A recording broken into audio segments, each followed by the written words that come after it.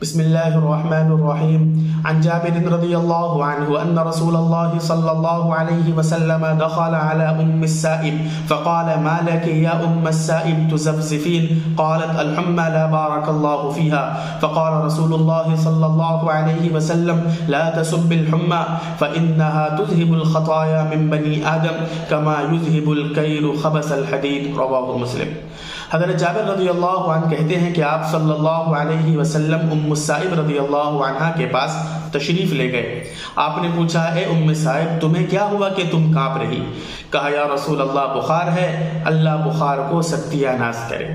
آپ صلی اللہ علیہ وسلم نے ارشاد فرمایا بخار کو برا بھلا نہیں کہتے، کیونکہ یہ گناہوں کو ایسے مٹاتا ہے جیسے کہ آگ کی بھٹی جو لوہے کی خباثت اس کی گندگی کو ختم کرتی. علامہ بخاری علیہ الرحمہ نے اپنی کتاب بخاری میں ابن عمر رضی اللہ عنہما سے ایک حدیث نقل کی ہے کہ آپ صلی اللہ علیہ وسلم نے ارشاد فرمایا ان الحمى من فیح جہنم فاطفئوها بالماء، کہ بخار یہ جہنم کی تپش ہے، اس کی آنچ ہے، لہذا پانی سے بجھاؤ. علامہ خطابی علیہ الرحمہ کہتے ہیں کہ ڈاکٹروں کا اس میں اختلاف ہے کہ آیا کہ آدمی کو اگر بخار کی حالت میں نہلایا جائے تو اس کے مسامات بند ہو جاتے ہیں کہ جس سے حرارت اندر کی گرمی باہر آتی اور اندر آنے کے باہر آنے کے بجائے وہ اندر واپس اس کا انعکاس ہو جاتا، لوٹ جاتی، جس کی وجہ سے قریب ہوتا ہے کہ مریض مر جائے، ہلاک ہو جائے. لیکن آپ صلی اللہ علیہ وسلم سے ثابت ہے ٹھنڈک پہنچانا، لہذا اس کی کیا کیفیت ہوگی؟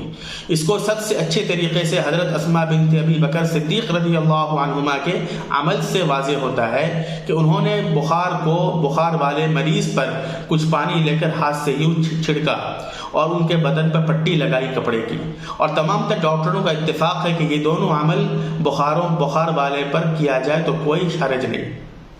اب آیا مسئلہ کے پانی میں ڈبونے کا.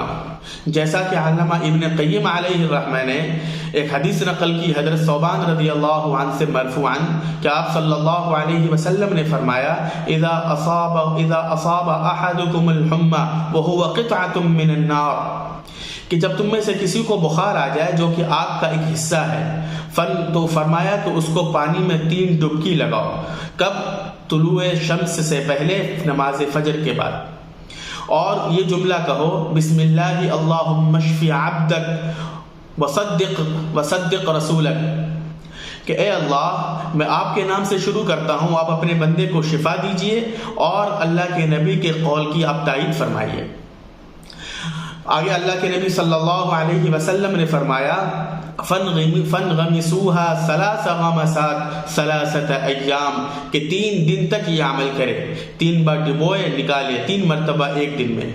آپ نے فرمایا اگر یہ ٹھیک ہو جائے 3 دن میں، وَإِلَّا فَخَمْسٌ، نہیں ٹھیک ہو تو 5 دن کرے، وَإِلَّا فَسَبْعٌ، نہ 5 دن میں ٹھیک ہو 7 دن کرے، وَإِلَّا فَتِسْعٌ، 5 دن میں ٹھیک نہ ہو 7 دن میں ٹھیک نہ ہو 9 دن کرے.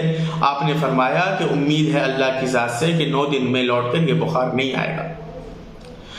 علامہ ابن حجر اسقلانی علیہ الرحمہ لکھتے ہیں کہ بخار کی 3 قسم ہوتی ہیں. بخار کی 2 قسم بنیادی طور پر ہوتی ہے. پہلی ہوتی ہے غرضی، دوسری ہوتی ہے مرضی. غرضی کی ایک ہی قسم ہوتی ہے کہ وہ کسی باہری اسباب کی وجہ سے بخار انسان کو آ لگے، جیسے کوئی بدن میں سوجن آ جائے، تھکاوٹ ہو جائے، کوئی تیز بخار، تیز دھوپ اس کو آ جائے، کوئی چوٹ لگ جائے، تیز تپش لوہ لگ جائے، ان وجوہ کی بنیاد پر اس کو بخار آ جائے. دوسری وجہ ہوتی ہے مرضی بخار، جس کی 3 قسم ہیں. پہلی قسم ہوتی ہے کہ اندرونی بخار. اندرونی بخار کمزوری کی وجہ سے آتی. بخار یہ جو ہوتا ہے یہ 1 دن، زیادہ سے زیادہ 3 دن ٹھہرتا. 3 دن کے بعد یہ بخار رہے تو اس کا مطلب ہے کہ وہ اندرونی بخار نہیں ہے، وہ بخار کہیں اور جا چکا ہے. دوسرا بخار جو ہوتا ہے وہ اعضاء میں سرایت کر جاتا ہے، جس کو حمى دق کہا جاتا ہے، جس کو میعادی بخار کہا جاتا ہے، جس کو آج کل کی زبان میں ٹائیفائڈ کہا جاتا ہے. تو یہ بخار جو ہوتا ہے بار بار لوٹ کر آتا ہے. اس بخار میں کوئی بخار انسان کے اعضاء میں سرایت کر جاتا، ہاتھ میں، پیر میں، سر میں، پیٹ میں، پیٹھ میں، پیر میں، بدن کے مختلف حصے میں سرایت کر سکتا. یہ سب سے خطرناک بخار ہوتا. تیسری بخار مرضی قسم کی ہوتی ہے جو کہ انسان کے جو ذوق ہے، اس کا جو مزاج ہے، 4 چیزوں سے بنا ہوا کہ صفرا، سودا، بلغم، خون، ان 4 چیزوں میں اتار چڑھاؤ کی وجہ سے اس کے اندر اتار چڑھاؤ آتا، اس کے مزاج میں اتار چڑھاؤ آتا۔ اس بخار کے بارے میں ہے کہ اس بخار میں پانی میں ڈبو کر نہلانے میں کوئی دقت نہیں، اسی لیے کسی کو سردی ہوئی ہو، زکام ہوا ہو، اس کی وجہ سے بخار ہو تو اس میں نہلانے میں کوئی حرج نہیں۔ لیکن باقی بخاروں میں کسی ڈاکٹر، ماہرین ڈاکٹر سے رجوع کرنا چاہیے، اس کے بعد ہی کرنا چاہیے۔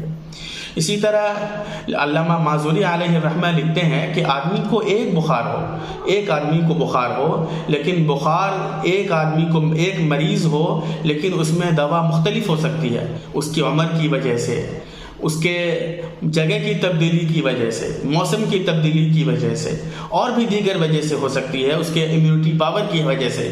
تو ایک ہی آدمی ہے لیکن ڈاکٹر اس کی تشخیص الگ الگ کرے گا، اس کی بیماری الگ، اس کی دوا الگ، اس کی دوا الگ، ایک بیمار۔